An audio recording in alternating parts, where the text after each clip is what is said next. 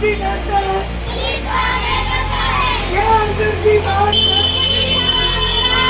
ये अंदर की बात है, दिल्ली पुलिस बाहर है, तानाशाही नहीं चलेगी, तानाशाही नहीं चलेगी।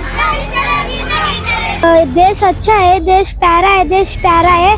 उधर सब मार खा रहे, ये मोदी हटाओ बेटी बचाओ। आज ज्यांच्या मुलींवरती आत्महत्या केल्या, कोणी काय केलं, कोणी हॉस्पिटल आहे, आज त्यांच्या कुटुंबाला किती दुःख होत असेल। हमें अभी धर्मेंद्र का नहीं, मोदी का इस्तीफा चाहिए।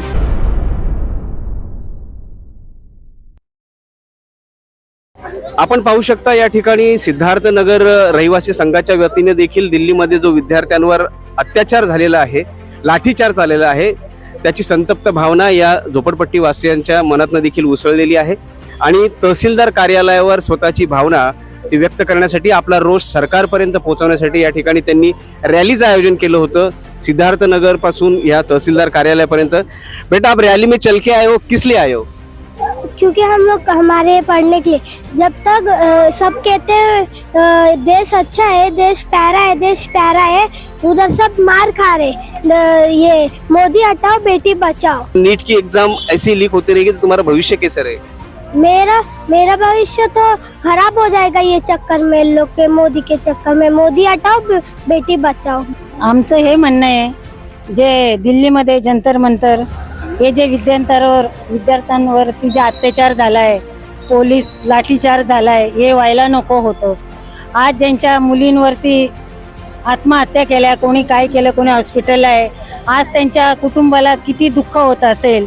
आपको क्या लगता है जहाँ जिस तरीके से बच्चों पर हमला हुआ है, 18-20 लोगों की जान गई है, सरकार से क्या गुहार लगाते हैं? सरकार से यही निवेदन है, लाठीचार्ज बंद करो, क्योंकि वहाँ पे कम से कम 18 बच्चियाँ इसी तरह सुसाइड दे दी, क्योंकि उनका पेपर नीट एग्जाम का लिंक हुआ।